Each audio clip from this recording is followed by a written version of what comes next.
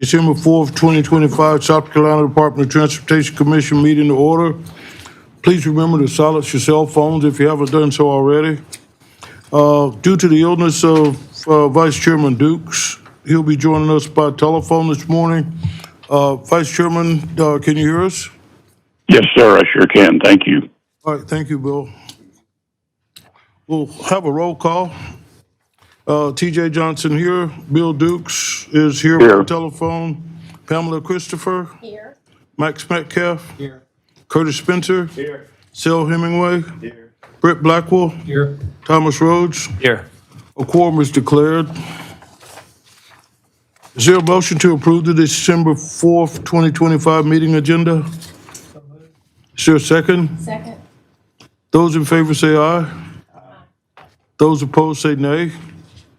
Hear no opposition, the agenda is approved. If you'll please join Commissioner Metcalf standing as he opens the meeting in prayer, followed by Commissioner Rhodes with the Pledge of Allegiance. Let's bow our head.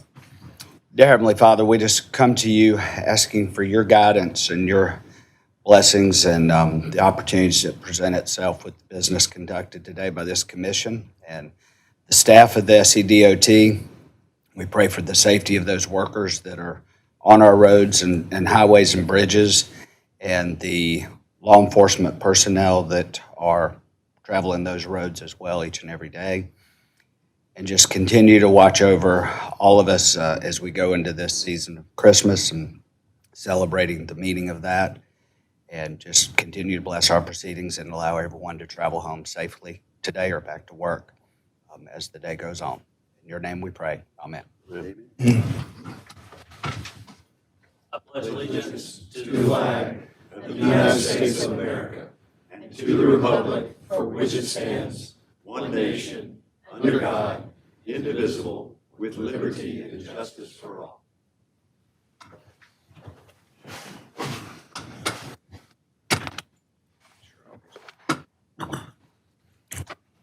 In September, we met in Charleston and had two meetings. One was a project update meeting and the other was a commission meeting. We'll now vote separately to approve those minutes. First up is the project update minutes. Does anyone have any questions about or revisions to the minutes from the September 17th, 2025 commission project update? Is there a motion to approve the September 17th, 2025 commission project update minutes? So moved. Second. Those in favor say aye. Aye. Those opposed say nay. Hear no opposition. The minutes from September 17th, 2025 commission project update are approved. Does anyone have any questions or revisions to the minutes from the September 18th commission meeting? Is there a motion to approve the September 18th, 2025 commission meeting minutes and actions? Is there a second? Second. Those in favor say aye. Those opposed, nay. Hearing no opposition, the minutes of the September 18th, 2025 commission meeting are approved. We have a special resolution today to honor longtime SCDOT employee, Mr. Guest, for his 50 years of service to the agency. I call Mr. Leppert to read the resolution, please. Deeper.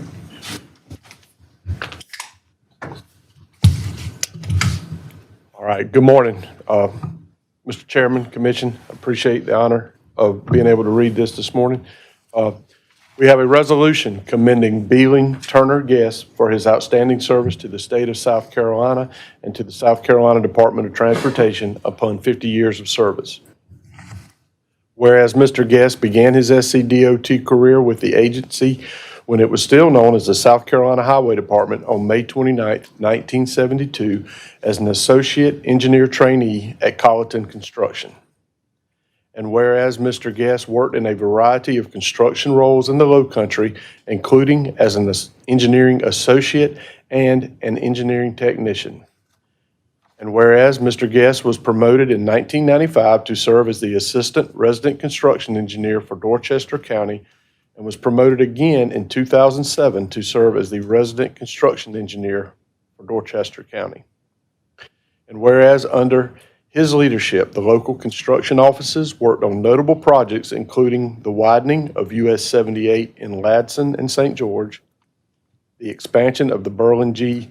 Myers Parkway, the widening of Old State Road, the roundabout intersection at US 15 and Highway 61, and numerous other highway safety and improvement projects. And whereas Mr. Guest started his career building the original sections of Interstate 95 through Colleton and Dorchester counties, and today is overseeing the rehabilitation project for the same sections of interstate he constructed nearly 50 years ago. And whereas Mr. Guest is known to his colleagues to be humble, hardworking, and not one to seek the spotlight. And whereas Mr. Guest has been married to his wife Debbie for 51 years, and together they have raised 2 daughters and are now enjoying time with their 4 grandchildren. And whereas Mr. Guest continues to serve SCDOT faithfully every day and is an integral part of the SCDOT District 6 family and has chosen to continue working for the department.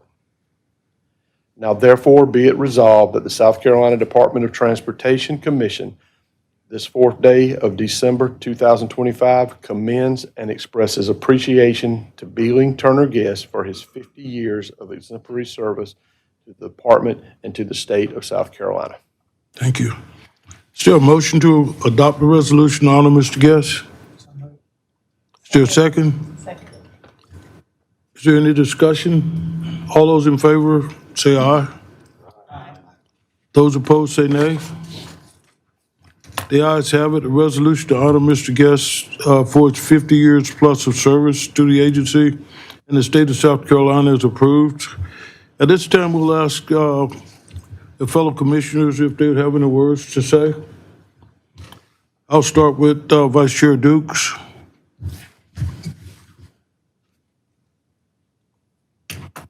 Could we move to Commissioner Christopher?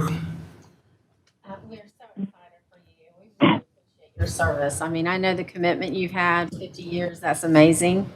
And you're to be applauded for that. But, you know, like I mentioned to you earlier, you're always part of the SCDOT family. And it truly is something. And I thought this was his son, and he's like, no, I work in the district with him. He said he was my boss. So I love that. But, you know, and I said, but that is a family. I mean, that's the extension. We're always going to be here for you, but appreciate everything you've done, the dedication and loyalty to us, and that won't be forgotten. You've made a touch on the history of the Highway Department and now the Department of Transportation, and move things forward and progress for the South Carolina, and I greatly appreciate it, sir. Thank you. Commissioner Metcalf. Sure. I can't see you, but I know you're over there. But congratulations. I don't think neither my wife nor my employer would keep me around for 50 years, so I want to congratulate you on that.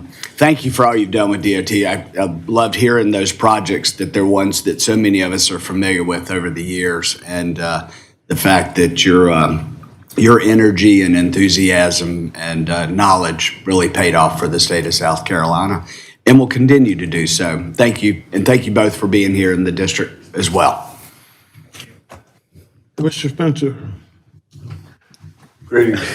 Mr. Guest, thank you so much for your service, and we wish you the best and continued good health and happiness, and bless your family, and thank you for blessing us with so many years of good service to our state. Thank you. Mr. Hemingway. Yes, sir. It's quite impressive, obviously, to see someone that stays in any job for 50 years, but to realize that what you faced and what you've gone through, and the fact that you are now rehabilitating a project that you originally had, were part of the construction, is quite impressive. But I think equally as impressive is that your wife has been able to endure that for 51 years. And Mr. Chairman, I'm thinking about a resolution proposal for her as well. So congratulations to the two of you, and we wish you many, many more years together. Thank you. Mr. Blackwell. But yeah, I really appreciate your work ethic. 50 years, that's something that's not really seen too much anymore, and I'm sure DOT feels very honored to have you or somebody with your character for 50 years. Appreciate what you did. Thank you. Commissioner Rhodes? Thank you, Mr. Chairman. Mr. Guest, congratulations. You may remember Commissioner Rhodes from the late 80s from Walterboro was my great uncle. And doing anything 50 years is pretty remarkable, considering I haven't even been on this earth 50 years. So I want to acknowledge you, sir. My colleagues up here always give me a hard time. But I want to thank you for your service to the state, to the people. I've traveled that 95 stretch my entire life. My grandparents are buried at Doctors Creek in Walterboro, so know that stretch. I grew up on exit 108 on 95, Somerton, the big city. So just appreciate all you have done, but continue to do. And to Mrs. Guest, Debbie, that's incredible. 51 years of support. That is fantastic. So for folks like myself who are entering, year 15 of marriage, I aspire to do and to be where y'all are someday. So congratulations. Well, Mr. Guest, I've got to say that 50 years is a long time. And it's a long time to do anything. And we appreciate your dedication to the mission of DOT. And I'd like to join the rest of the staff in thanking you for your service to our organization and the state of South Carolina. Thank you. At this time, I'd like to give you the opportunity to have a few words if you'd like. Okay, well, all right, sir. Well, thank you. We'll now take a break to present a resolution to Mr. Guest and take some pictures. I'll ask the fellow commissioners and Secretary Powell to come down to the podium and join me in presentation of the resolution to Mr. Guest, please. Start talking about your grandfather and anything else.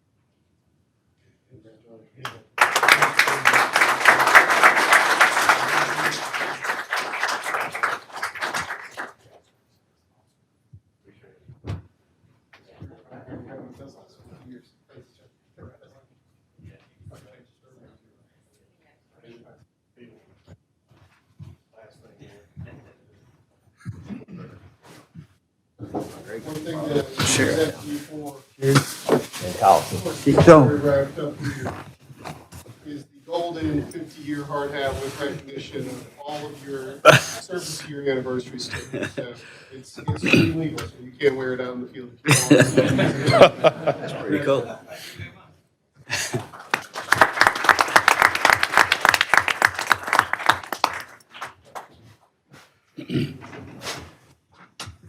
A lot of phone calls in those 50 years. They got the mic.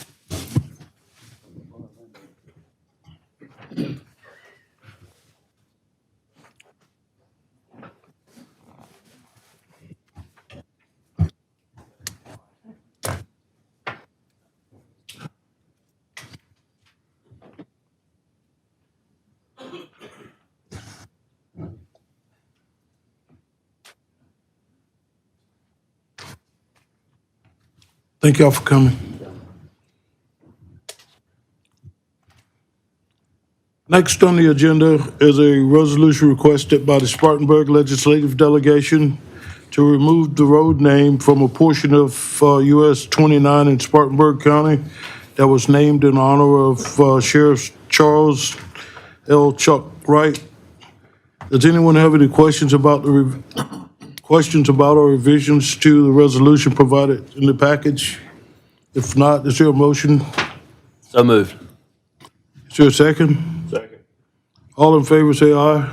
Aye. Opposed, say nay. Hearing no opposition, the resolution to remove the road name from the portion of US 29 in Spartanburg County is approved. Mr. Secretary, are there any public comments? We've had no one sign up for public comment. Thank you. Secretary Powell will now present the Secretary report.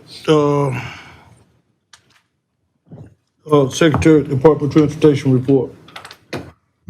Thank you, Chairman Johnson and members of the commission. It is great to be here and celebrate the end of 2025, and I think it's been a prodigious year for this team and a great work here. It was great to honor Mr. Guest for 50 years of service. I told him that if he had built I-95 and then was part of the rehabilitation now, he does prove the statement that we say that concrete pavements do last 50 years. And so just a tremendous recognition and tremendous dedication of service to the department. So I'll get into our Secretary's report right away, and as we do every meeting, we start off with safety. We've had 753 traffic fatalities through November 10th. That is obviously 753 too many. But what I would say is that we have seen a trend show up this year, continue to see it even on the most recent updates, that our traffic fatalities from the same point in 2024, where we saw a decrease in the prior year, are down 15% from this time last year. So a recognition of the hard work of our engineering team, particularly in the traffic engineering division, and trying to engineer safety into our projects, our district personnel who do the same thing, but also our partners in law enforcement, the Highway Patrol, and county and city law enforcement agencies that have helped bring down that number across the state.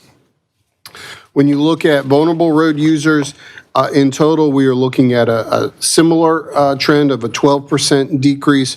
Right now, pedestrian and moped crashes are just a shade under where they were last year. Bicyclist fatalities are considerably lower than they were at this point last year. Again, area we continue to work on through our traffic safety program. Y'all will get an update in the new year about our traffic safety program and our highway safety plan, but our efforts with vulnerable road users is showing some results as well.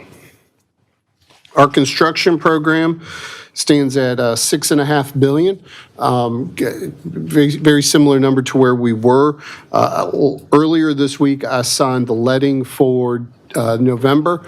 That was over $160 million in projects that are going to be added to that backlog. The other big piece is that since our last meeting, we awarded the Lake Marion Bridge replacement project that's been funded through a $175 million part federal grant that we've had on that. I anticipate we will have a groundbreaking sometime soon. Might be on the side where Commissioner Rhodes grew up. It might be on the Orangeburg side. We'll figure that out at that point in time. But a big project that'll be moving forward, very visible to not only travelers in South Carolina, but travelers up and down the eastern seaboard.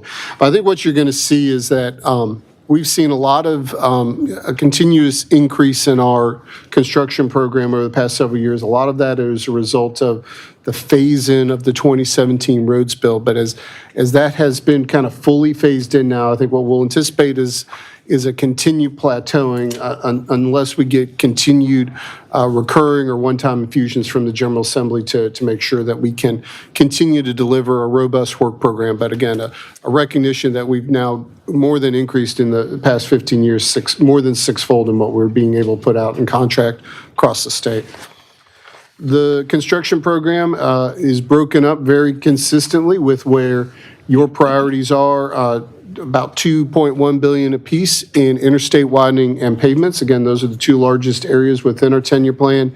And again, you'll see almost $600 million, over $600 million in bridges, regional mobility, safety projects. One thing that will be, I want to kind of point out on the bridge side of things is that we have really stepped up our production bridges in over the past several years. I shared this at the South Carolina's Fix Our Roads meeting last month, that back when we started the 10-year plan, we were pushing out about 20 bridge projects a year. We're well over 60 bridge projects this year before we get done. Next year, once we get access to that, those bridge dollars that the General Assembly appropriated to us, our pipeline is ready to go and put it all to use. A lot of hard work by Deputy Secretary, but also Chief Engineer Bolston, Director of Pre-Construction Julie Barker, Chris Lacey in our Bridge Maintenance Office, and then Chris Gaskins in our Alternative Delivery Unit, all working together to accelerate our pipeline there. In terms of our construction program, our on-time, on-budget statistics, our on-time's about consistent with where we've been in the past several commission meetings.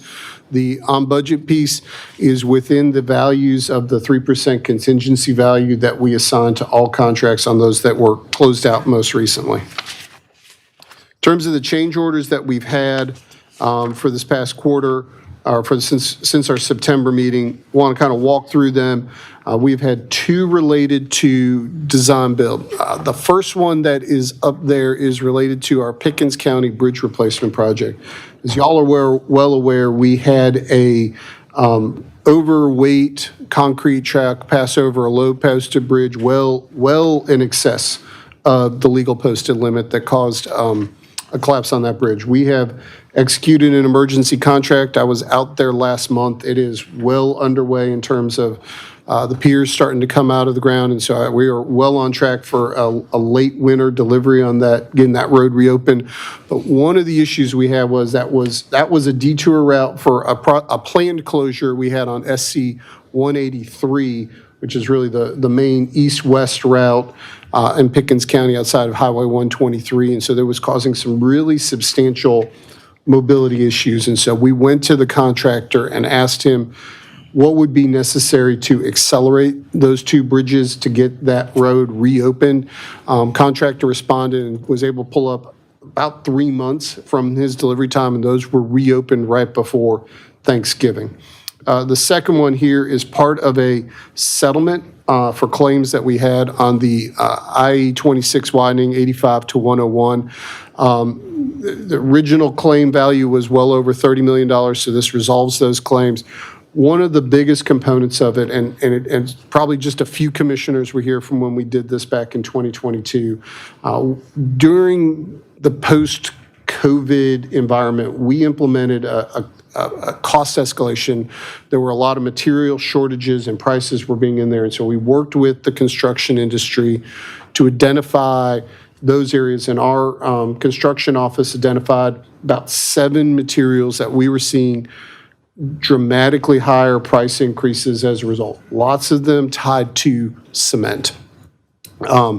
This project we knew had been impacted by cost increases on cement, and what we were using was bid data from projects that were being awarded to track that.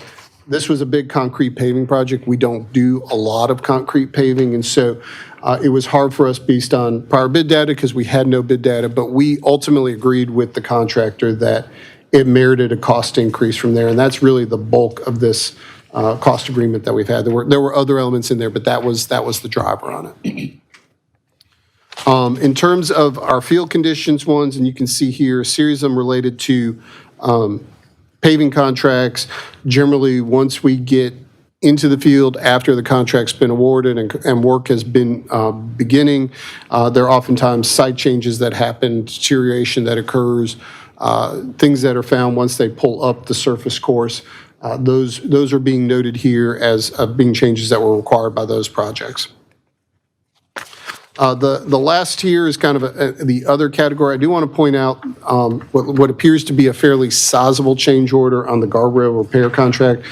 If y'all recall, we issue contracts for guardrail repair kind of at the beginning of the year, and we look at it based on our projected number of guardrail hits and cable barrier hits that occur. What will happen over the course of the year is that number will fluctuate in terms of that. And what we had in District 7 was a series of change orders on that. Now, we look at it in the overall program, and that was within kind of within our budget. But we definitely had off the interstate in District 7, a higher number of them from there. Before I get into emergency procurements, are there any questions about the change orders before I move on? Yes, sir. Justin, has there been any kind of analysis in terms of particular type of road work or construction companies or in terms of overages that always occur, change orders? So in terms of the, Like a particular construction company is more prone to having a lot of change orders, or statistically, how much more? we do go through a contractor evaluation process. I'd say on the kind of these quantity values, you establish that contract, kind of the work that's going to be done based on what we estimate, basically almost 2 years before that work actually generally gets performed, and so things can change on that. Deputy Secretary, anything you want to add to that I might be missing? No, that's a good point. So in May, when the commission approves the resurfacing list, then they go jumping into working the quantities up. And yeah, full depth patching is one where they estimate, but it might not start construction on that specific road segment for 2 years or 18 months. So a lot could change over a couple winters. So that's where a lot of times we'll catch stuff like that. As far as the big change orders, we see these on these huge multi-million-dollar, $300 million interstate jobs, because we try to anticipate what could happen. But those are the ones we probably see the biggest change orders on again, the interstate widening jobs where they ran into things that were unexpected. Yeah, and just to echo, we do assign a contingency value on the contracts because we do recognize that things happen, that things get found in the field as a core to that. And that is part of the normal course of business doing a lot of times on construction and in a changing and dynamic environments that we work in. And I realize things happen, you can't control every factor. Like core samples, things like that are done. They just miss a section that has bad core samples or something? We do some core samples, but a lot of the resurfacing, we try and do strip maps and quantities, and we'll do some coring. But that was one of the things that we shifted away from federal funds to state so that we wouldn't have to do a full set of plans on every resurfacing job because we're spending a bunch of money on design that we didn't really need. But yes, we do core samplings. We do that for sure. But again, some of these full depth patching, they're really estimates until you really get into it. Once you mill it off and you see that you thought you're going to be at a mill 2, and you realize you get below 2 inches of milling or 4 inches, and it's still bad asphalt, bad subgrade, then you've got to go down and do some more patching. Any thoughts, suggestions, whatever, in terms of accelerating the process? You bid it out or give it, and then 2 years later, they start to shrink that time frame? Well, it's all about what you're willing to pay. So, that's one thing we've seen some of our CTCs do is they'll put something out in, April or May and expect it to be done that paving season. And that's where they're paying a premium, where they're paying a Cadillac value and, we're paying a Chevrolet. So, could we do it? Sure. But, right now you've seen where a penny of gas tax would get us 1,100 miles when the gas tax 2017, the 10-year plan first started, now we're in the 700s. So if you went that route, you might be in the 500s or 600s. So again, it's a business decision to try and stretch those funds as far as you can. Is the modernization committee kind of boring down on that a little bit? I would say and I'll also just kind of to echo on to Deputy Secretary Perry, one of the things that we work hard on is providing a clear and consistent pipeline for our contractors. Again, I always like to share this, that, we're between North Carolina and Georgia, states that are twice as big of us. We have Virginia and Florida just beyond the borders. So we work hard particularly with those other states, that we have a clear and consistent pipeline of our projects. And so that 2-year paving cycle really helps provide them, that they know that if they bid a job and win it, that they can, make sure that their investment in their plant and equipment, that their labor force, that they have it there. What I would say, the conversations that we've had with the Modernization Committee, and I think where their interests are right now, and again, we'll see what comes out of that final bill, but questions I was entertaining the past few days with them were really focused on, are there alternative delivery methods that we don't have in code that might help deal with some of these contingencies that occur during a project? And refining those issues. And so things like phase design build and construction manager, general contractor, delivery methods that we can't do here, that might help refine it better than what we have on our traditional design build and bid build. But that's really been the focus on it, because at the end of the day, our contractor evaluations, and I did get questions about that, contractor evaluations are really a pass-fail right now in a low bid scenario that we have on a lowest responsible bidder. But we also have that on design build. We can factor in the evaluations of a contractor, bid a project and they said it was this, but then we had a lot of claims and change orders. We can consider that into that equation when we do it as well.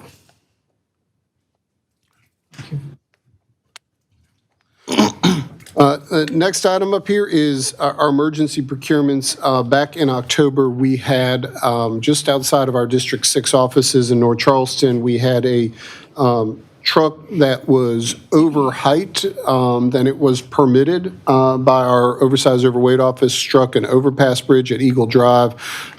They have already been doing the work on that one, but damaged several of the spans across that bridge. And so we will be pursuing the trucking company and reimbursement for the damages that occurred there. In terms of our 10-year plan, continue to work and just you can see 1,200 miles of rural road safety, 10,000 miles of paving projects since our program started, 454 bridges.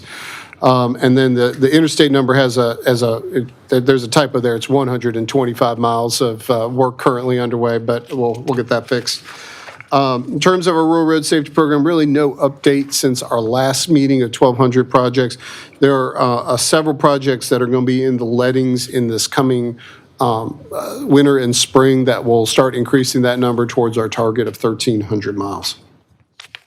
Our bridge program, we have, as I kind of highlighted, really have dramatically increased our production. We do have a really robust pipeline, probably more bridges than funding really does allow right now, ready to go in 26 and in 27. But you can see series of projects all across the state and well on our way to hitting our target of 550 bridges. On our interstate program, there are some points that I want to share as good news. If you look in Cherokee County right now, I-85 is now gone to green.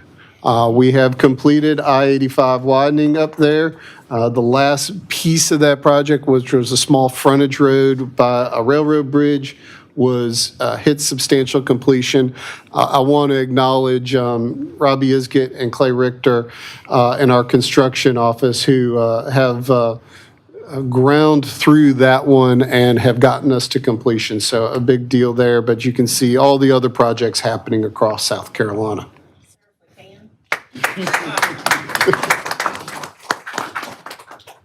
Our financial summary of the new gas tax trust fund. Actually, there were a lot of questions about this yesterday in the Modernization Committee, but net total $5.2 billion have been provided for road work since the enactment of the 2017 roads bill. You can see we've been able to program well over that $5.7 billion onto that. Part of that's a timing issue. We let and authorize all of our construction projects, and majority of them being paving projects, really in September, November, January, and March. So you see we kind of commit a lot of money at this point. Obviously, the fiscal year runs into June. We'll see that catch up. We also used the IMTF, or the New Gas Tax Trust Fund, to pay for costs related to Hurricane Helene in terms of the debris cleanup, and we've been awaiting, the FEMA reimbursement for that has been a little slower than we were hoping on that, but I believe we're starting to see some progress of getting those funds obligated, and we'll be able to replenish the trust fund with the funds that were used there. As required by law, we had just shy over $142,000 worth of surplus property conveyed since the last meeting. You can see a lot of them are local governments taking on state highways, and you can see that we gave those to them free. There are a couple other surplus properties that you can see the sales price there. In terms of accomplishments and things that have happened, I'll kind of go a little bit out of order from here, but we had a series of our bridge inspection contracts tend to go by county at a period of time, and we had a series of findings crop up on former timber pile bridges in Pickens County, and we had 2 bridges that our District 3 crews jumped on and got reopened basically within less than a week. Working through, you can see there, chest-high water and 40-degree temperatures, pouring rain where they were working. I did go up there and recognize the crew a couple weeks ago with Deputy Secretary Perry, and gave them some of my challenge coins of just a recognition of their hard work of turning around what was a bad situation and getting those repairs done quickly. Another major project milestone, we have certain commitments for the Scout project in Blythewood.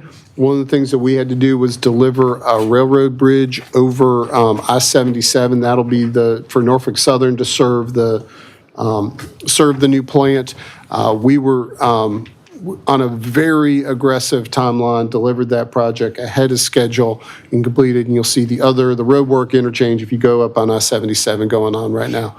And then lastly, I know several commissioners are participating in our Adopt a Family program, but we have 30 families that we are helping support in the DOT family, because of health issues or family needs, doing that. So I certainly appreciate the support, and obviously there are opportunities through SC Cares to support if anybody else chooses to do so.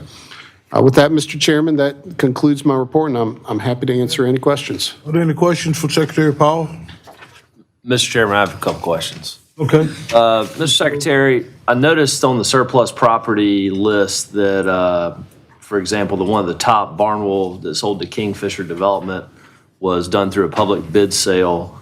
But then I noticed on the next item in Berkeley County, and it may just be an omission from our packet, it didn't seem that there was a public bid sale for the Berkeley County property that sold for $90,000. So kind of how we surplus property, I'll just say it comes through kind of 2 ways from there, and I can ask our right-of-way office or Deputy Secretary to chime in. There would be times where we have a list of property that we're basically saying, this is surplus. We bought it for a construction property, and this one, a borough pit that we had used in the past, and so we'll put it up there and have basically like a surplus bid or normal real estate process. What we will also get from time to time are folks that will come in and ask for, hey, I would like to purchase this property from the department that may not be necessarily declared as surplus like that borough pet was.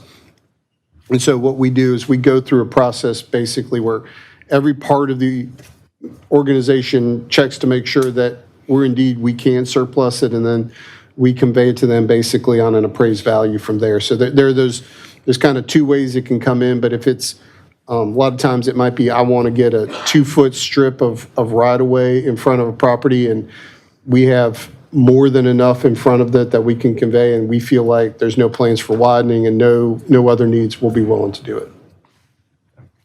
So for this College Park Road, that's a pretty, I don't have intimate knowledge of that area, but it's a pretty growing area, and at 0.77 acres for $90,000, I assume that it's a fairly, I'm not a real estate professional like my colleague Commissioner Spencer is, but that's pretty high per acre. So the decision not to put that out to public bid was because of an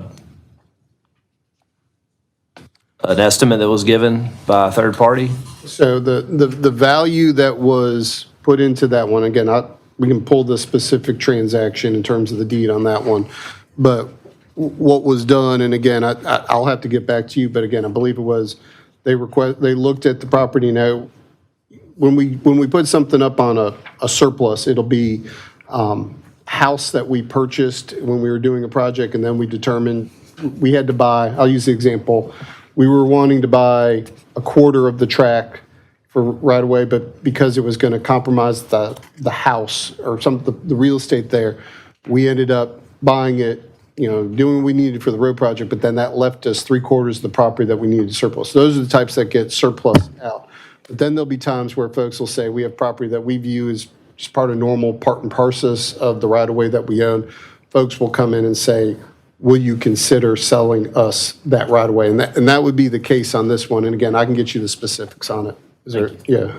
Yeah, the only thing I can say is, yes, it's two routes. It's the routes where we've decided that we don't need the property, or the routes where, let's say we did an intersection improvement and it was a skewed intersection and we teed it in and we just kept that right of way from where it was a skewed intersection. And then somebody comes in and says they want to put in a Family Dollar or some business. Well, that's when they'd come to us and they say, we see that there's this triangle of property that's sitting there that you're not using. Can we purchase it? And just Secretary Powell's point, that's when we run it through all of engineering and say, are there future projects coming? Do we have a need to keep it? And if we don't, then our right-of-way office will work up the estimate and say, well, this is what it's going to cost you to get it. So that's kind of the two tracks we go down. Thank you. Any other questions for Secretary Powell? Thank you, Secretary Powell. Up next, Secretary Powell and Chief Counsel Wessinger will present updates to the regulations. Thank you, Mr. Chairman, members of the commission. I'm going to open this up with this, and then I will turn it over to Chief Counsel Wessinger. But, I think one of the charges that when I became secretary a year and a half ago was, the charge from y'all to continuously improve the department. And given, I think, the resources that we have and the size of our system, I think we do very well with that. But I think every team can get better in its quest to become the best. So one of the things this leadership team has done has been to review our policies, to review our regulations, to review our procedures, to make sure that we're as nimble, as effective, and as good as stewards of the taxpayers' dollars as we can be. I'll just share a couple examples of things that we've been doing internally. Deputy Secretary Perry has been on a literal tear going through updating our engineering directives, which are our guidance to our engineering personnel in terms of how they're to handle particular situations and do that, and has been doing a tremendous amount of updates. We just updated our construction specifications that had been, I want to say, well over 15 years since the last time we had updated that under his tenure. Deputy Secretary Quattlebaum doing the same thing on our planning policies, and later today you will get an update on the Policy 3 so that we can try to target and better plan our projects to get really good, meaningful projects that drive improvement for the public. Deputy Secretaries Necker and McCautry doing the same thing, working closely with our internal audit director to improve compliance, to improve close internal control gaps where we have them. Again, all in that effort to get better at what we're doing. And as a group, over the past year, we've been going through every single one of our departmental directives, which are the governing policies of the agency internally. We've been going through all those, updating, making sure that we're positioned well for the future. And Commissioner Blackwell, you mentioned it, the ad hoc committee, these efforts have really kind of lined up with what they're doing, which is to really identify ways that we can improve our statutes so that we can improve the delivery of DOT services. So one area I asked Chief Counsel Wessinger to look at were our regulations, and she'll walk through things in details. But I gave her the charge, and basically, we need to take a look at our regulations and to see if there were requirements that we had in there that weren't needed, that they didn't work, or they didn't make sense anymore. And so what I'm proud to report is what Chief Counsel Wessinger will be sharing with you all in a second, is that we will be submitting into the state register in the coming weeks a 30% reduction in the states, in our DOT regulations that are on the books right now. And what's going to be submitted really falls into three categories. First, it's areas where state law has been amended and updated that really supersede what our regulations are already saying. So issues related to erosion control and driveways where there's a newer state law than what was the regulation in the 1980s said that really trumps what's already there.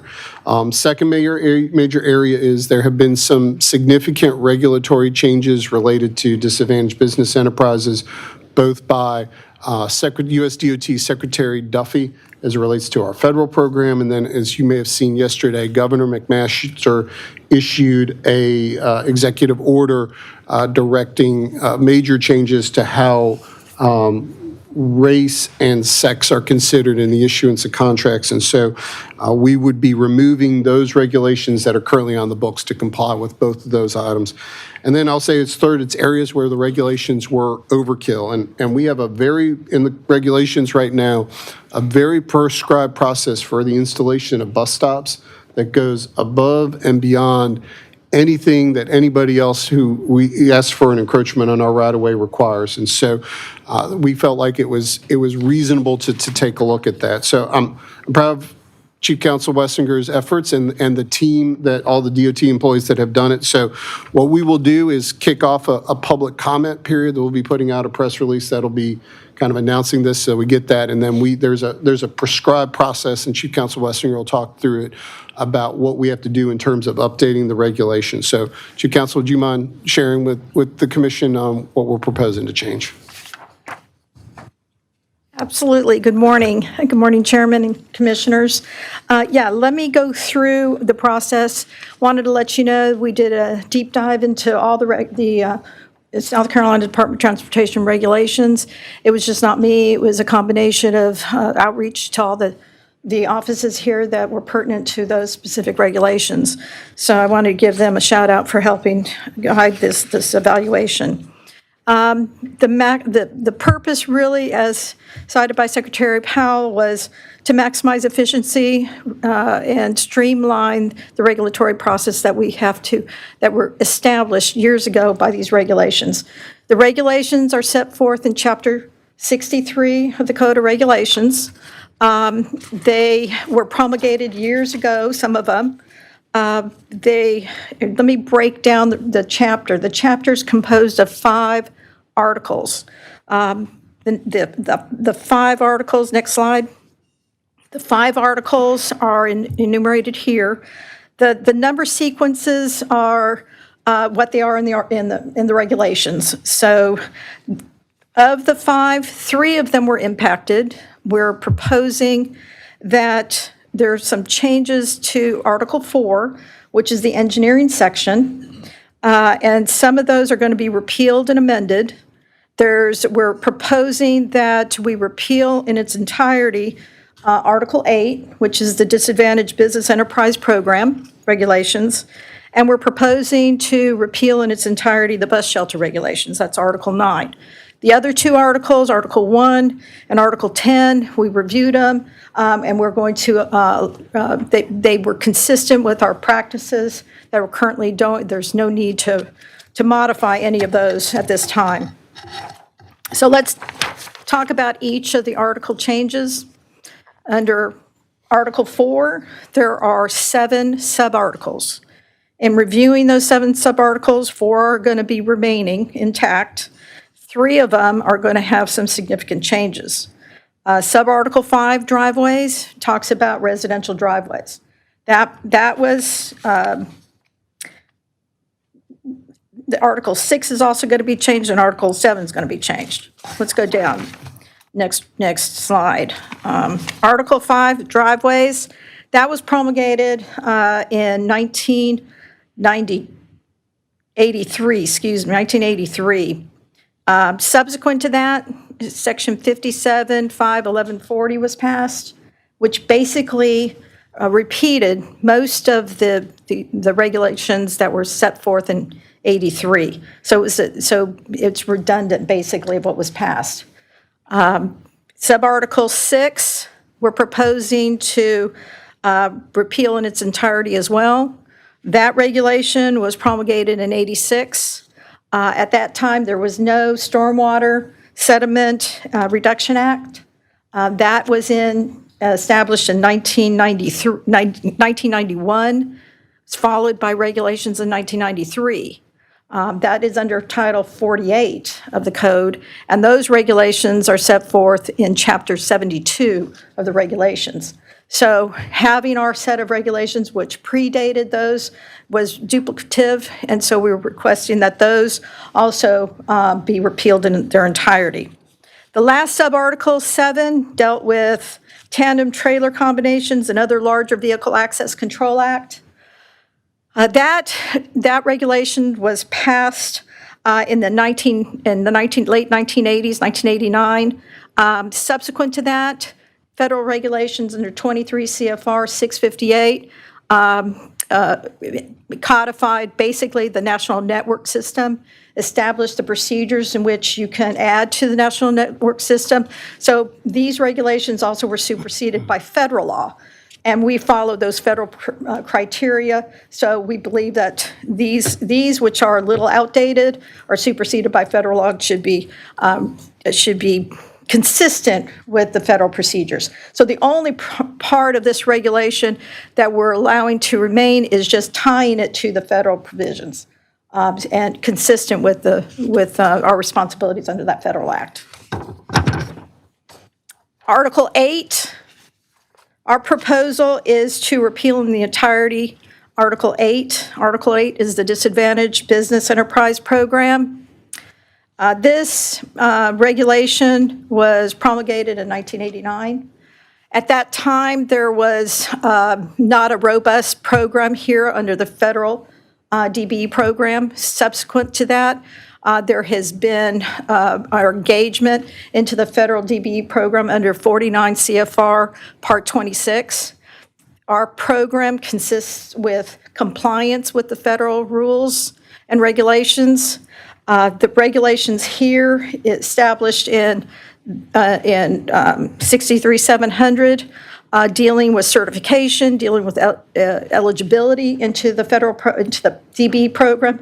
Our mirror image, basically, of the federal law. So because you have our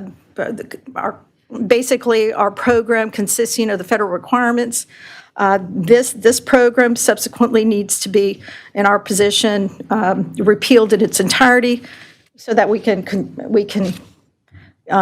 basically follow the federal rules and considering there's going to be some dynamic changes in the federal process. A lot of these regulations become outdated considering the new EOs, executive orders, and guidance that we're getting from the federal government. Lastly, Article 9, bus shelters. At the time this was passed in '86, there was a lot of regulatory requirements, mandatory, which required how bus shelters on DOT right-of-way should be installed, basically the criteria for their structures. And a lot of those criterias have been outdated.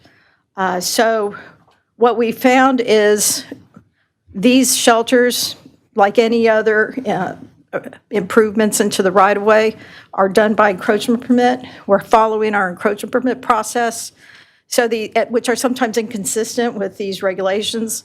So our proposal is to adopt these standards through the established encroachment permit process and to repeal these regulations in their entirety. Now, what's the next step? The next step is on Monday, we're going to be issuing a press release with contact information so that we can have informal contacts regarding all of these changes that we're proposing.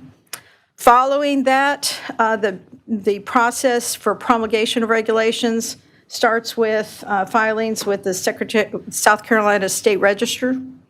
That process is initiated by filing a notice of drafting, which allows a 30-day window for comments for when we enumerate our changes.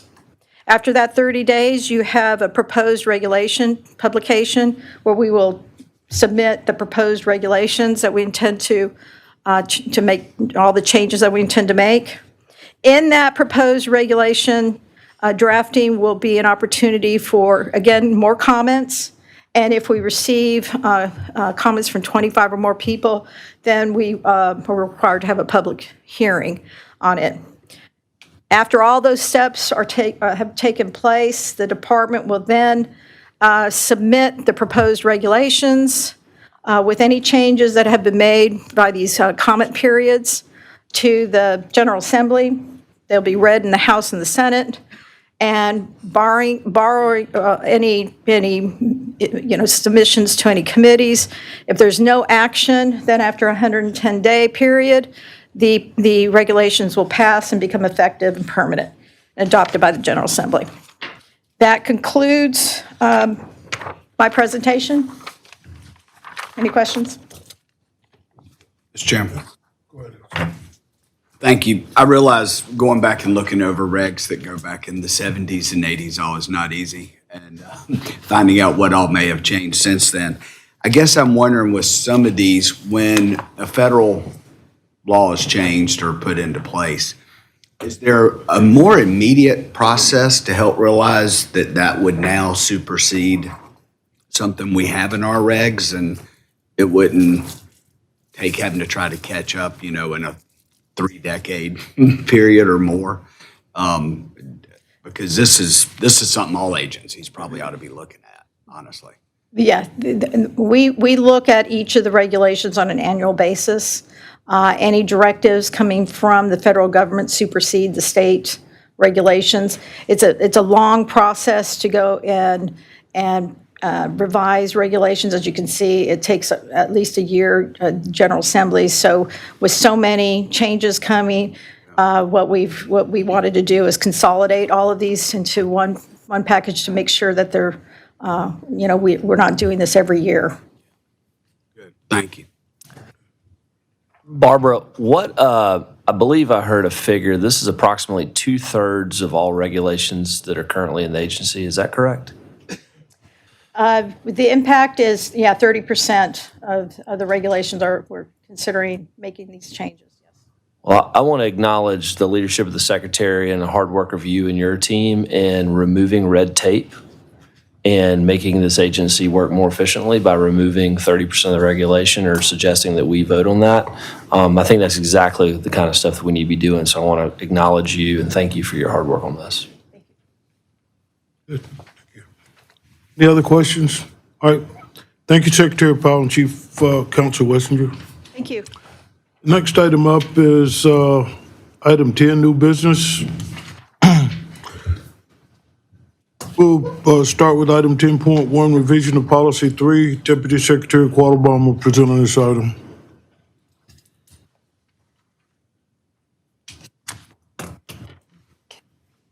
Good morning. Morning. So back in August at the commission workshop, we presented to you some proposed changes to the regional mobility program. And since that time, we've further refined those revisions and coordinated with our regional planning areas to ensure that we address any concerns that they may have with those changes prior to coming to you today to show the final changes to the policy. So some of this information you've already seen, but I'm going to give you the whole overview one more time. So the Regional Mobility Program is a South Carolina-specific program where we allocate funding to the metropolitan planning organizations and councils of government to plan, prioritize, and program transportation projects in their areas. So we have 11 MPOs, and those are the areas in the urbanized regions that have populations over 50,000. And then we have our COGs, which we have 10 of those, and they're in the rural regions, which have populations of less than 50,000. We provide $238 million annually to this program. And on this slide, you'll see the two pie charts. We have our urban area on the left and our rural area on the right. And the funding is distributed between each area based on population. And we've also implemented a policy a few years ago where we were going to provide a minimum of $5 million to each area every year. So this funding is 80% federal funding, and then there has to be a 20% match. So Commission Policy 3 is the policy that really provides the guidance to the Regional Mobility Program, and here are a few key components in that policy. As I mentioned, there has to be a 20% match. That's typically state funding that's provided for that match, but there are certain circumstances where the local entity has to provide that match. For instance, if we're doing an improvement on a local road and it's not state maintained, it's maintained by the locals, then they would have to provide that 20% match. It also goes through some activities that we prefer that this funding not be used on. For instance, maintenance activities such as resurfacing and bridge projects. Since DOT already has statewide programs to address those particular projects, we'd really prefer this funding not be used for those. It states that every project that's programmed has to adhere to our complete streets policy.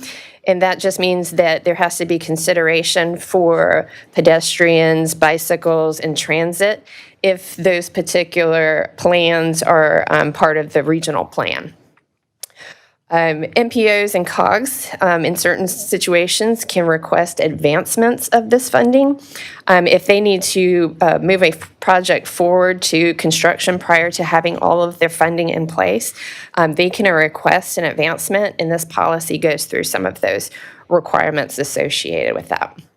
And then it also goes into a little bit more detail about what entity has responsibility for maintenance activities. There's certain activities in which DOT does not maintain. For instance, if landscaping is part of a project, in many instances, or mast arms, more of those aesthetic features, we require the local entity to maintain those. So as conditions continue to change throughout our state, we want to make sure that this program is addressing the needs all across the state. So we began with, let's develop a clear mission for the program. And that mission is to develop and implement transportation plans and cost-effective projects that deliver a safe, efficient, reliable, and accessible transportation system, meeting both the current and future needs of the region. It was a really long sentence, but all-encompassing. And then to support that mission, we've identified 4 main goals we would like to see that the projects are addressing. So we want to see, if you're addressing safety, are you reducing crashes in that area? Addressing accessibility, can we have connectivity throughout the region through multiple modes of travel? Reliability and congestion, are we going to be reducing delays and reducing the congestion? And economic vitality, we also want to be able to support and accommodate future growth in the region. So now we're getting to the changes that we are proposing with the policy. First, we would like to propose that a project should align with at least one of the 4 goals that I just mentioned. And in doing so, we are asking that the regional planning areas provide supporting documentation on how this project is supposed to address that goal. So for instance, if you have an intersection improvement project and you want it to, you're saying, we're doing this for safety reasons. Well, let's pull some of the accident history. Let's see if there really is truly a need for this and not necessarily just a perceived issue. We also wanted to measure how well the funding is being planned and programmed in these areas. So we are recommending 2 metrics to measure that. The first metric is we would like to see 80% of the available funding that they receive in a 4-year window is allocated to projects. So it's planned for. And then the second metrics is that 100% of those projects that are being planned, they meet at least one of those 4 goals. So this slide reflects the first metric and how the funding is being programmed. The red line reflects our target of 80%. The MPOs are on the left and the COGS are on the right. And you can see there's probably about 30% of the areas that are meeting our target at this date. I do need to note, first of all, that this slide is slightly dated. We are waiting on our final financial reporting for the end of the fiscal year. So this whole chart will be updated in the next few weeks, and it may look very different. And with that being said, there are some instances where an area will have a large amount of funding program for construction, and that'll be in year 5. So that won't necessarily show up in the chart now, but it will in the next one. So this metric really needs to be looked at over time to see how well the group is doing. The second metric is the 100% goal of meeting, that the projects are meeting one of the 4 identified goals.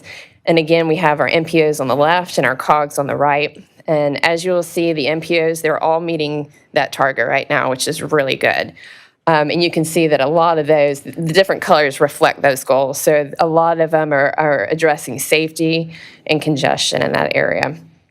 And then on the right, when we have our COGS, there's still a few that need to work a little bit on identifying projects that meet those 4 goals. But I would like to note that there are a few that are tackling some resurfacing projects from old guidelines that were set back in the day. So there's some older legacy projects that they're wrapping up that don't necessarily meet the goals, but that'll clear up here soon. One other change we are proposing is we would like to establish that the balance that the regional planning area carries over does not exceed 3 years of their annual allocation. There's several that have been banking a lot of funding and not programming projects, and that funding actually expires after a certain amount of time. So we want to make sure that they are planning and allocating their funding appropriately. So if they exceed the 3-year target, then we're asking that they develop an action plan to reduce that balance. And then the remaining part of the policy is going to remain the same as far as the funding advancement guidelines, the recommendation to avoid maintenance projects, and that the projects have to adhere to our complete streets policy. So attached to Commission Policy 3 is a chart that outlines different project activities, the entity that is required to provide the 20% match funding, as well as the entity that is responsible for the maintenance of those activities. And the majority of this chart is remaining the same as it was prior. We are asking for a few recommended changes.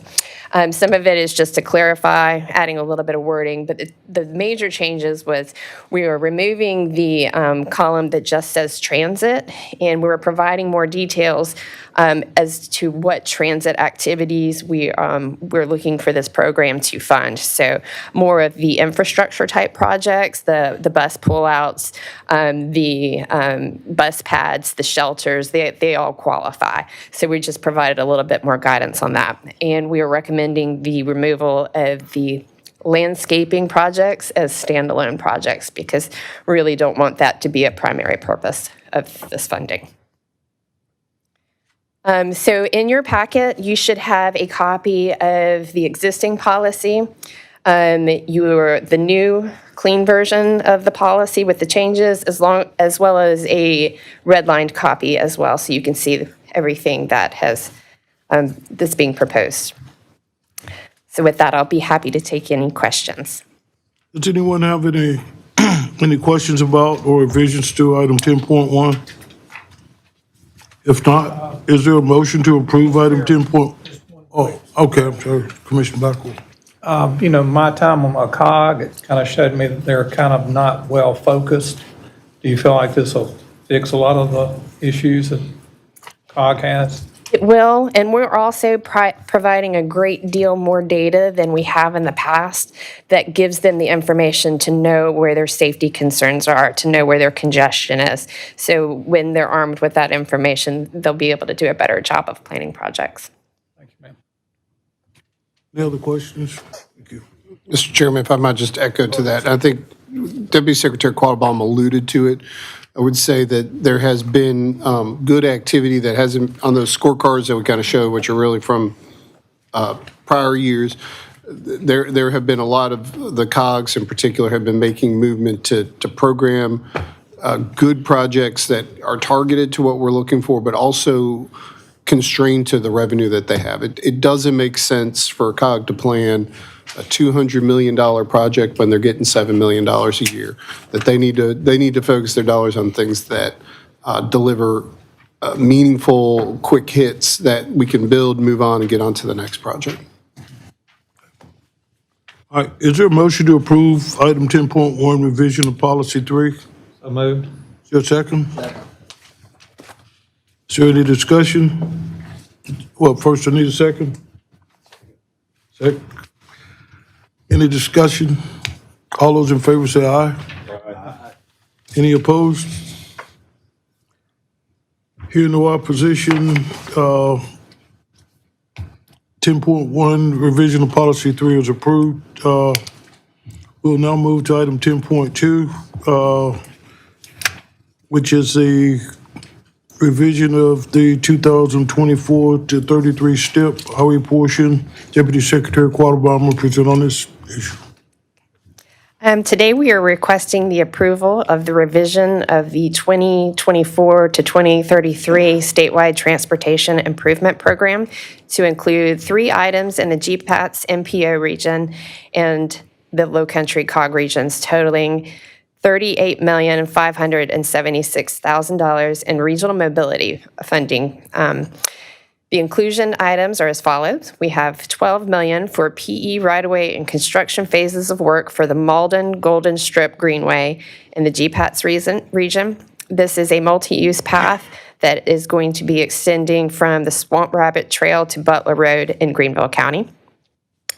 We have $20 million for the construction phase of work for the SC 183 corridor improvements in the GPATS region. This is a widening project that extends from US 25 to Saluda View Drive in Greenville County. And the third item is $6,576,000 for PE right-of-way and construction phases of work for the SC 462 and Knowles Island Road intersection improvement in the Low Country COG. It is located in Jasper County. Be happy to take any questions. Anyone have any questions about item 10.2? Is there a motion to approve item 10.2, revisions to the 2024 to 2023 step? Motion second? Second. Any discussion? All those in favor say aye. Aye. Those opposed say nay. Hearing no opposition, 10.2 revision to the 2024-2033 step highway portion is approved. The next item up of new business is 10.3, 21-day public comment period. Deputy Secretary Quattlebaum will present on this item. One more. Okay, so we are requesting approval to initiate the 21-day public comment period and to amend the STIP to include 3 projects and remove 2 projects. The inclusion items include $700,000 in state funding for PE for the replacement of the S98 bridges over tributary to Rocky Bottom Creek in Pickens County. SCDOT certifies that the bridges are closed, which is consistent with the commission policy to automatically advance and rank as high priority projects. The second item is $14,552,000 in a 100% federal earmark for the PE right-of-way and construction phases of work for the SC 101 corridor improvement projects in Lawrence County. This project includes the widening of SC 101 from SC 14 to I-385, and this project will be managed by Lawrence County as one of the approved LPAs. And the third item is $1.2 million in the National Highway Performance Funding for the PE phase of work for the I-85 corridor study, which will extend from south of US 29 to north of SC 85. This study will identify current and future needs for the corridor, including capacity, safety, and reliability, and it will ultimately recommend feasible alternatives that we can pursue for consideration. So the next item is actually going to be tied to this project. So the next two items are to be removed. The first one is $714,500,000 in National Highway Performance Funding for the construction phase of work for the I-85 widening project from SC 153 to SC 85. So what we're doing is we're pausing on any construction activities. We're extending the study area with the project that we just asked approval on so that we can evaluate the whole corridor and have more of a holistic approach that improves the corridor, the efficiency of the corridor, and those improvements may be more than just widening. So we just wanted to take a pause and look at the whole corridor, and then we will come back with recommended improvements. And then the next item to be removed is $2,325,000 in the Highway Safety Program funding for the right-of-way and construction phases of work for SC 290 and S 173 intersection improvement project in Greenville. Stop signs were added at this intersection by our district office, and they found that the addition of those stop signs has really corrected the problem. So additional improvements are not warranted at this time. And with that, I'll be happy to take any questions. Any questions on? Can you please let me know, if we're looking at item D, that is at I-85 at exit 40, which is a really huge interchange, very busy.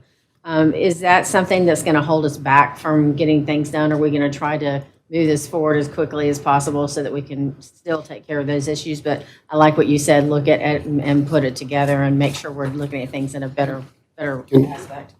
Let me, if you don't mind, Commissioner, I might jump in instead of that. Let me just give you the background on what's happened here and what we're in a cleanup to a certain extent. So years ago, I want to say like 2007, Leah, if that's correct. That's correct. We did a listing, we did a priority list of interstate projects. It's a variety, of course, many of them that we're working on. And the former planning staff loaded it all into the STIP, whether or not funding was actually available for us to do that. And so what we've had is projects like this one that aren't necessarily identified as for funding right now in terms of what we're happening. And so all we do is we just keep pushing the year out. This kind of got brought up about a year ago or so. We were doing that action, that got triggered. And what we really needed to do was, it was so dated from that priority list that it was we needed to do a planning study. Like, what do we really need to do on I-85 in that corridor? And so what I would say is, we're actually having more action on what we are doing right now and advancing the I-85 project than what we were having before, because all we were doing was dealing with an action that had been done by staff 15-plus years ago and kept pushing it out. But what this actually means is that an outcome of that study that's has been procured and ready to proceed with will be, we can come up with short-term, medium-term, long-term improvements on the 85 corridor. So it could be things like starting off simply with like a ramp metering, interchange improvements as a medium, as well as potentially long-term capacity issues. So to me, this is the start of a real serious discussion about the I-85 corridor, and to be honest, is a paperwork exercise that we're being required to do by the federal government to deal with this, as opposed to doing it. So I actually believe we have more forward momentum on 85 than we've had at any point till this point. Yeah, and I would just add to it, I know when we had our commission meeting in Anderson last year, that there were some projects out in that area of where 29 hits 85 that we reviewed as well, if I'm not mistaken. So this study will go further down by 6 miles to get more into Anderson County than before. Right. Yes, I wish it was money that was sitting there to go ahead and take care of 85. I'd get a lot less phone calls and emails. But the idea of having a study that can now reflect what is actually going on along that Anderson, Greenville, Spartanburg part of 85, it just has to be done. It's got to be accurate. And I things are appreciate the changing. feedback, you know, and I know you realize I get several calls from my senators and representatives about that particular intersection. So it is a very major concern from several of them, but, and would be. But I understand about the financial aspect of it, yes. So, thank you. Okay, any other questions? All right, is there a motion to approve item 10.3, 21-day public comment period? So moved. Is there a second? Second. Any other discussion? All those in favor say aye. Aye. Those opposed say nay. Hearing no opposition, item 10.3, 21-day public comment period is approved. Thank you, Deputy Quattlebaum. Next item up is 10.4, on new business, changes to the statewide highway transportation system. Deputy Secretary McCoughtry will present on this item. Good morning, Mr. Chair, Commissioners, Secretary Powell. Item 10.4, changes to the state highway system. Request Commission approval of the additions, deletions, and revisions to the state highway system as shown on the attached pages and the authority to convey right-of-way to the appropriate entities. This request includes 62 segments of the secondary road system, resulting in an addition to the secondary system of 0.171 centerline miles, equating to 0.42 lane miles. This ends my request for approval. Does anyone have any questions about or revisions to item 10.4? If not, is there a motion to approve item 10.4, changes to the statewide highway system? Second. Motion and a second. Is there any further discussion? Those in favor say aye. Aye. Those opposed say nay. Hearing no opposition, changes, item 10.4, changes to statewide system is approved. Thank you, Deputy McCoughtry. The next item up is 10.5, revisions to the 2024 to 2033 STIP for transportation-related matters. Deputy Secretary Necker will present on this item. Morning.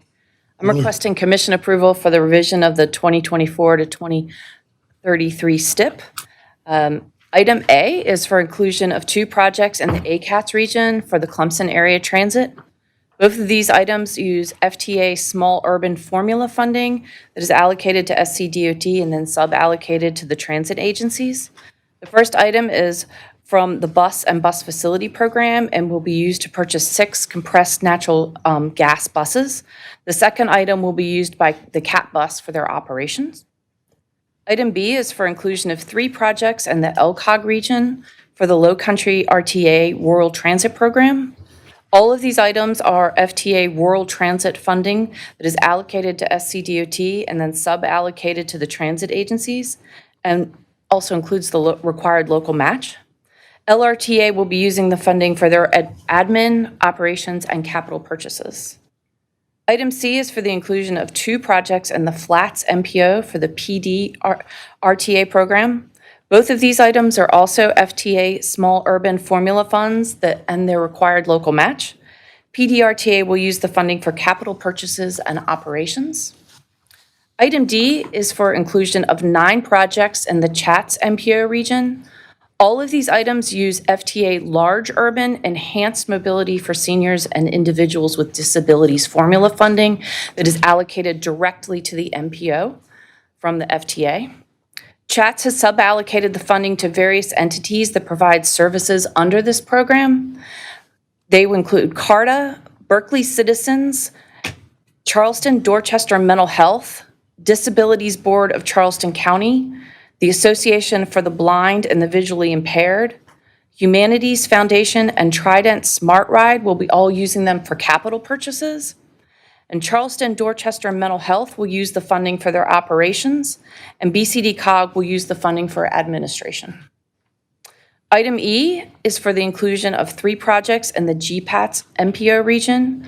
All of these items use FTA large urban enhanced mobility funding for seniors and individuals with disabilities formula funding that is allocated directly to the MPO from the FTA. GPATS has allocated the funding to various entities that provide services under this FTA program. Able SC will use the funding for operations and for capital purchases, and they've also allowed for other nonprofit agencies that will use the funding for capital purchases as well. Happy to take any questions. All right, does anyone have any questions about or revisions to item 10.5? If not, is there a motion to approve item 10.5, revisions to the 2024 to 2033 STIP for transportation-related matters? Is there a second? Second.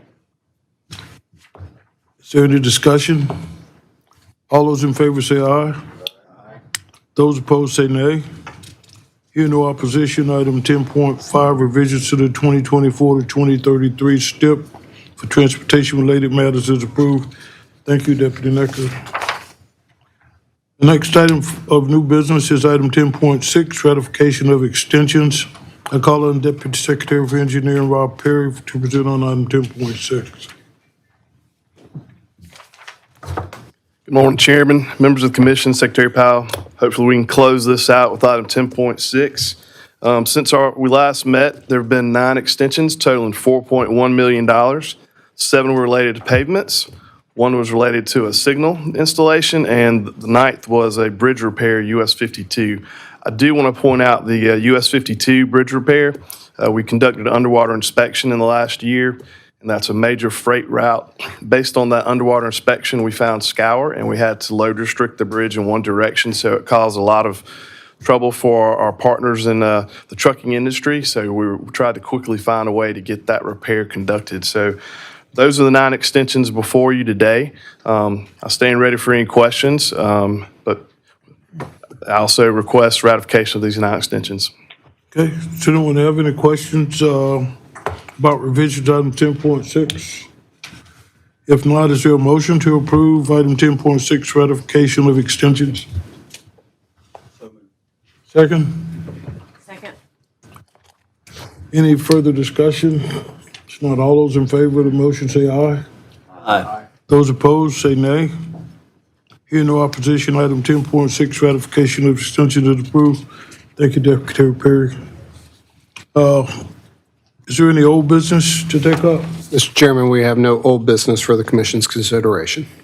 Okay, we'll move to item 12 on the agenda, Commissioner comments. I'll now call on my fellow commissioners for comments.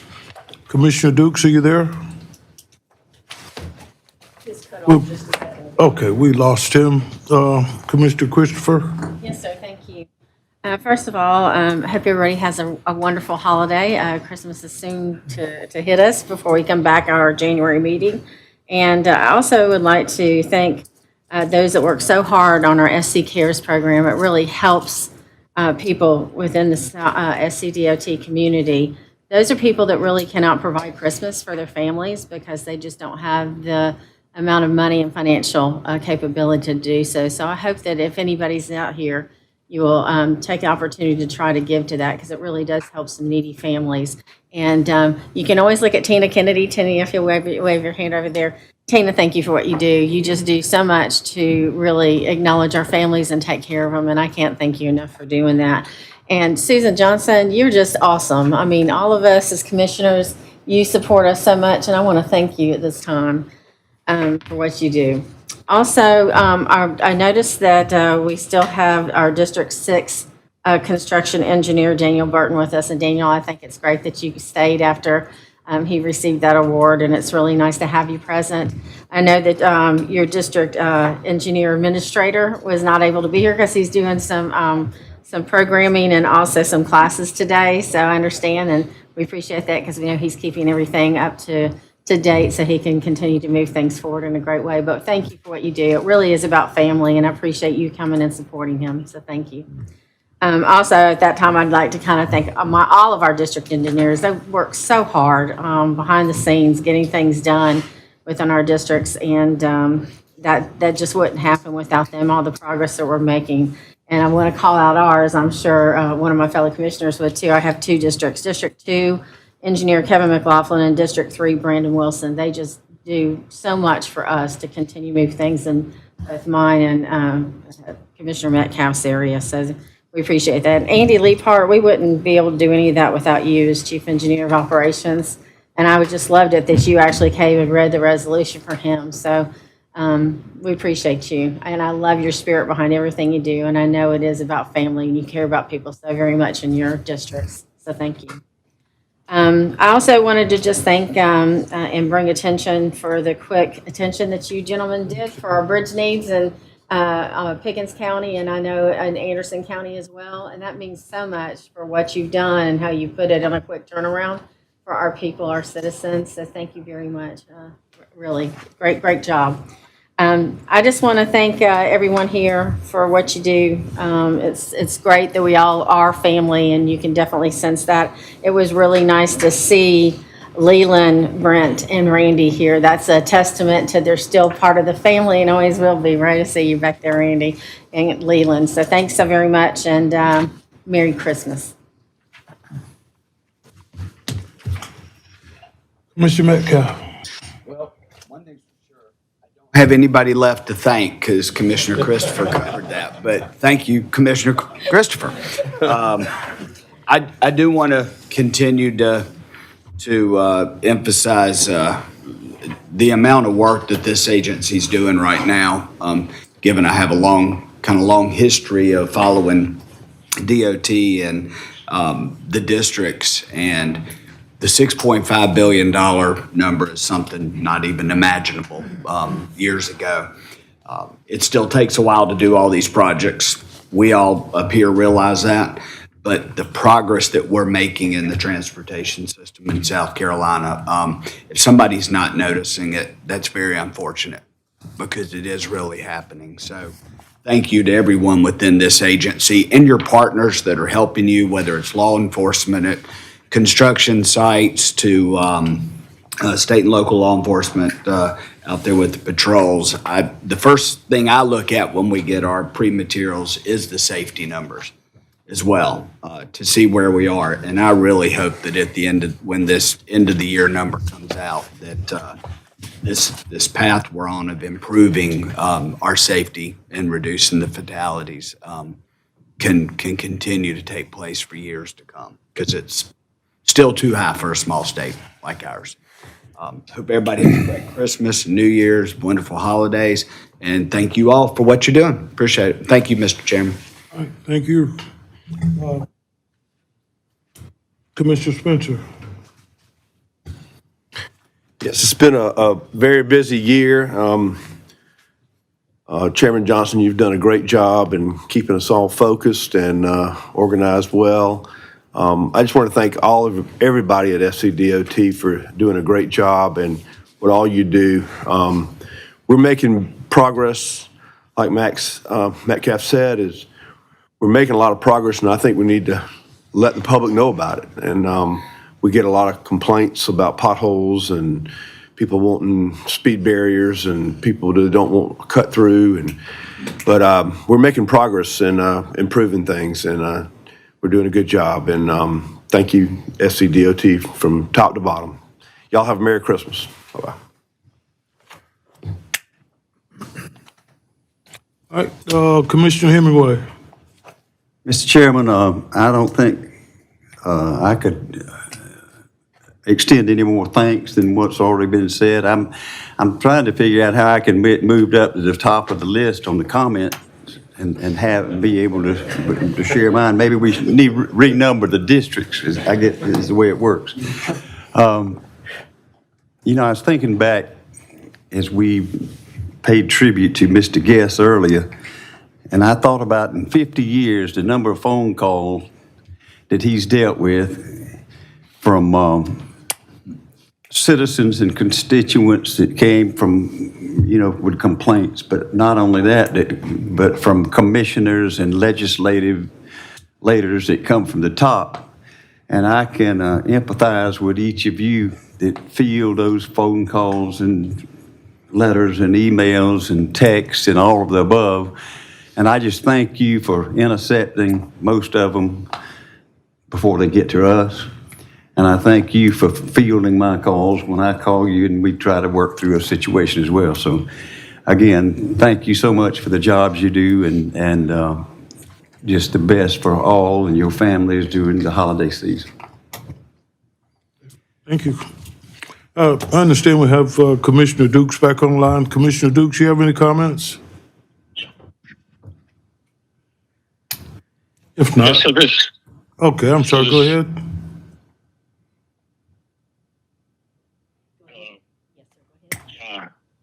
Yeah, thank you very much. This is Bill. And first of all, I regret that I was unable to join everyone today. But given the holiday season, let me just say to everyone how much I appreciate everything that has been done this year by the DOT staff. I thoroughly enjoyed working with everyone on the staff level and also my fellow commissioners. And I wish everyone a blessed holiday season. Thank you very much. Thank you, Commissioner Dukes. We'll move to Commissioner Blackwell. I just want to point out what Sal said. With Thomas and I being the last two, it's kind of like we're going to have to work out a new rotation or something, because by the time Pam got through, I said, well, that took care of it for me. I'll just say ditto. But anyway, I do want to wish everybody a Merry Christmas. I appreciate all the hard work you do. And I want to thank Susan and administrative staff that sent me the Get Well card for a week after my total knee replacement. It was very timely at a kind of a struggling time, so I really appreciate it. Okay, Commissioner Rhodes, I know there's nothing else to say, but try it. I'll give it a good shot. I want to thank the staff for all your hard work. Mr. Secretary, great leadership. It's important work that y'all do every day. You don't get acknowledged for it often in this holiday season, this Christmas season. I want to give you my acknowledgement. So thank you for all you do. I've had a couple great meetings since the last commission meeting.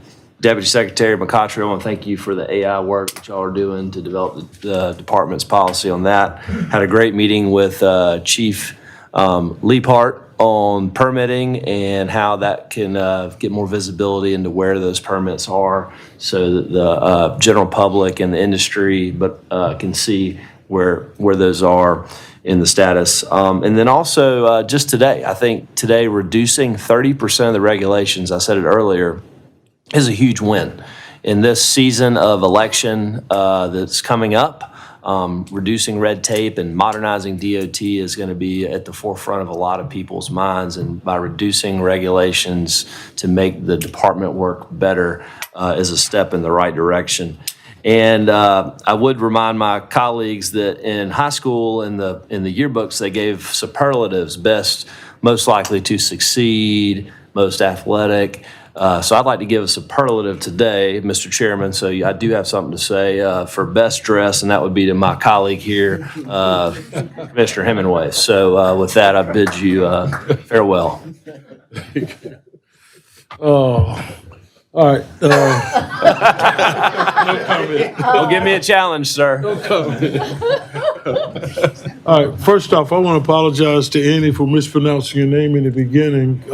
In my haste to get through the agenda, I mispronounced it. I apologize for that. But then, too, I want to recognize, like Mr. Guest, for 50 years of service. If you look at what has happened at commission meetings in the last several that we've had a number of people that have had that kind of tenure with the organization, and that's no small feat.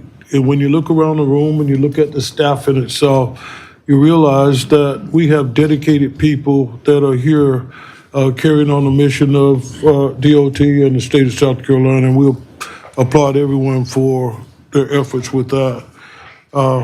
And, you know, when you look at the agenda and you look at the slides and you look at the progress that we're making, and you see what kind of resources that we're stewards of and what the public depends on us to take care of, it's a mammoth job that goes on behind the scenes that we don't know about. And we have professional staff, we have professional leadership, and I'd like to compliment them, each and every one of you, for the jobs that you do, and it is acknowledged and appreciated. And lastly, I'd like to wish you all a Merry Christmas and Happy Holiday Season, and please, of all things, we talk about safety, be safe, and we look forward to seeing you next year. Thank you. Before we adjourn, I'd like to announce that there's going to be an audit committee meeting in room 306 in 15 minutes, and that the next commission meeting is scheduled for January 15th here in Columbia. And I'll entertain a motion for adjournment. The move. Is there a second? Second. All those in favor say aye. Aye. Any opposed, say nay. Hearing no opposition, the meeting of December 4th is adjourned at 10:39. Thank you very much.